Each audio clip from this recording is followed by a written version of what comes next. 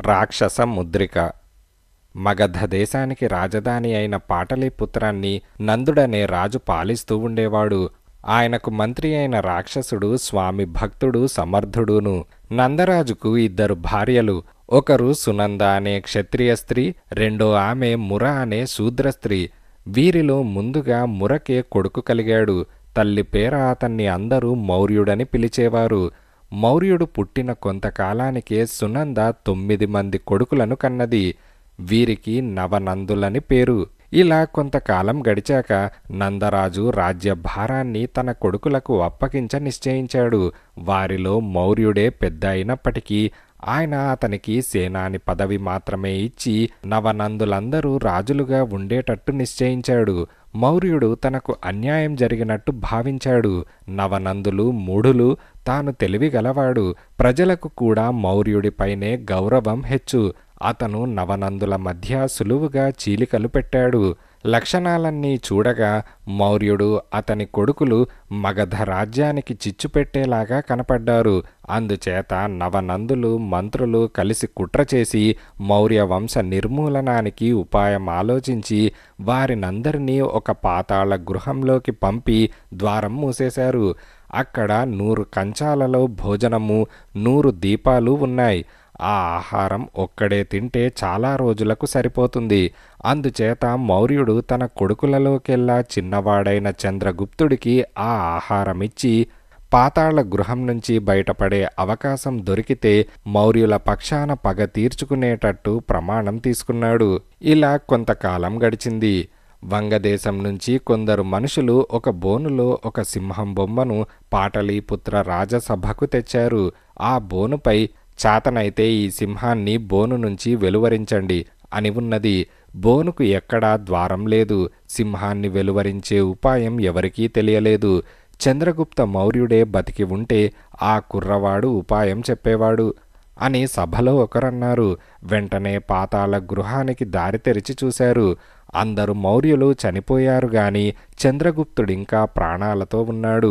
చంద్రగుప్తుడు బోనులోది లక్కసింహమై ఉంటుందని గ్రహించి బోనులోకి కాల్చిన ఇనుప కర్రలు పోనిచ్చి సింహాన్ని కరిగించాడు.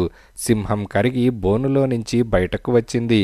చంద్రగుప్తుడి యుక్తిని అందరూ మెచ్చుకున్నారు. ఇంత తెలివిగలవాడి వల్ల ప్రయోజనం ఉంటుందనే ఉద్దేశంతో నవనందులు చంద్రగుప్తుణ్ణి భోజనశాలకు అధికారిగా నియోగించారు. ఈ విధంగా ప్రాణాలతో బయటపడి అతను తన పెద్దలకు శ్రాద్ధాలు పెట్టి నివురు కప్పిన నిప్పులాగా అణిగి ఉండి భోజనశాలకు సంబంధించిన పనులు చూడసాగాడు. ఒకనాడు చంద్రగుప్తుడు ఊరి బయట ఒక బ్రాహ్మణ యువకుణ్ణి చూశాడు. ఆ యువకుడి ప్రవర్తన చూసి అతడికి విస్మయం కలిగింది. ఎందుకంటే ఆ బ్రాహ్మణ యువకుడు తన కాలిలో గుచ్చుకున్న దర్భముళ్ళును తీసి కాల్చి భస్మం చేసి దాన్ని నీటిలో కలుపుకొని తాగేశాడు.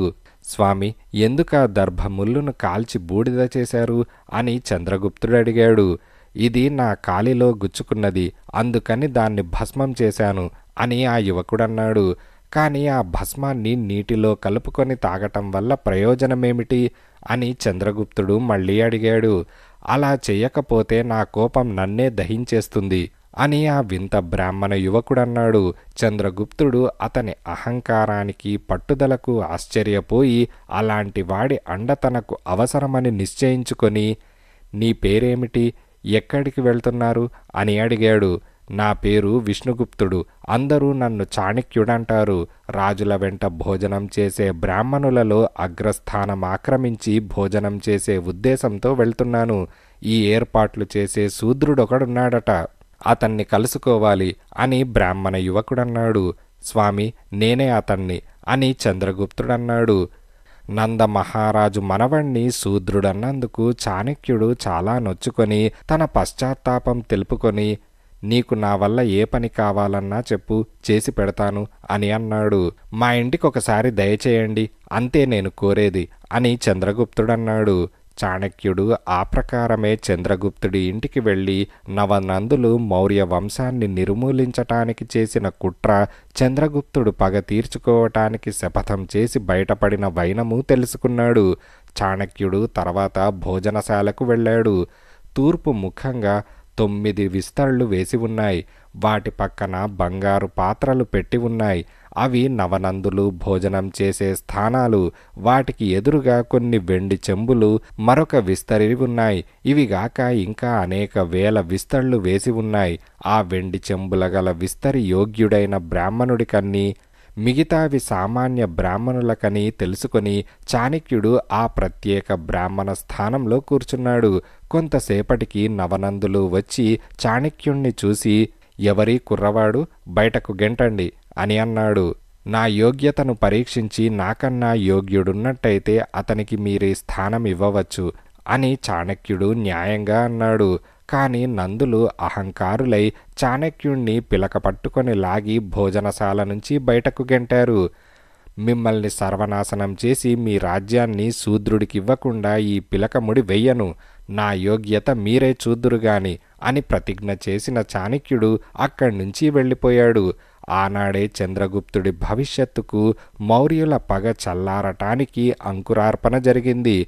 నగరంలో చాణక్యుడికి ఒక మిత్రుడున్నాడు. అతని పేరు ఇందుశర్మ.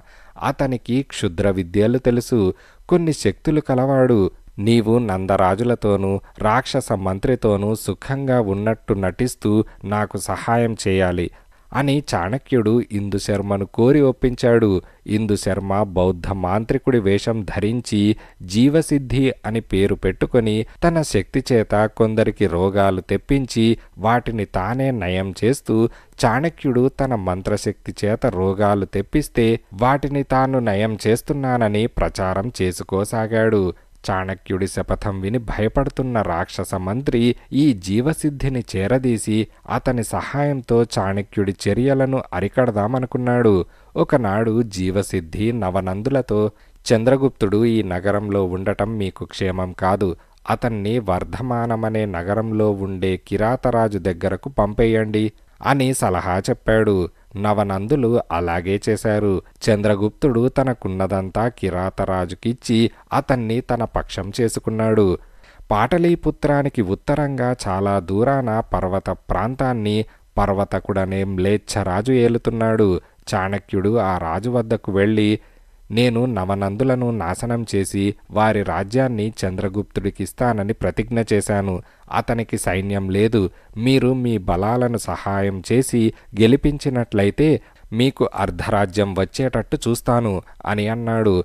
పర్వతకుడు తన తమ్ముడితోనూ కొడుకులతోనూ రహస్యాలోచన చేశాడు. నందుల అర్ధరాజ్యాన్ని చాణక్యుడి సహాయంతో గెలుచుకున్నాక చంద్రగుప్తుణ్ణి బలహీనుణ్ణి చేసి పూర్తి రాజ్యమే పుచ్చుకోవచ్చునని వారు నిశ్చయించుకొని చాణక్యుడితో సరేనన్నారు. ఒక పక్క నుంచి పర్వతరాజు సేనలు, మరొక పక్క నుంచి చంద్రగుప్తుడు, కిరాతరాజు సేనలు పాటలీపుత్రంపై వచ్చిపడ్డాయి. నవనందులు పర్వతరాజు సేనలతో యుద్ధం చేయబోయి ఆ యుద్ధంలో మరణించారు. రాక్షస మంత్రి చంద్రగుప్తుడి సేనలతో యుద్ధం చేయవచ్చాడు. చంద్రగుప్తుడు రాక్షసుడికి నమస్కారం చేసి, నా రాజ్య భాగం నాకిప్పించండి, యుద్ధం మానేస్తాను అని అన్నాడు. కాని రాక్షసుడు అతన్ని దుర్భాషలాడాడు. ఇంతలో నవనందులు చచ్చిపోయినట్టు తెలిసి రాక్షసుడు యుద్ధం మాని నగరంలోకి వెళ్ళిపోయాడు. నగరం రాజుల చావుతో అరాజకమైపోయింది. పురజనులు చాణక్యుణ్ణి నగరం రక్షించమని కోరారు. ముసలిరాజు అడవికి పోతే అలాగే చేస్తానన్నాడు చాణక్యుడు. అలాగే చేయమని వృద్ధరాజుకు రాక్షస మంత్రి సలహా ఇచ్చాడు. తర్వాత రాక్షసుడు చంద్రగుప్తుణ్ణి చేరి, ఇప్పుడు సగం రాజ్యం నీది, సగం రాజ్యం పర్వతకుడిది. నాకు పర్వతకుడి వద్ద మంత్రిగా ఉండటం ఇష్టం లేదు, నీ వద్దనే ఉంటాను అని అన్నాడు. చాణక్యుడి సలహాతో చంద్రగుప్తుడు అందుకు సమ్మతించాడు. అయితే చంద్రగుప్తుడి పట్ల రాక్షసుడి బుద్ధి ఏమీ మారలేదు.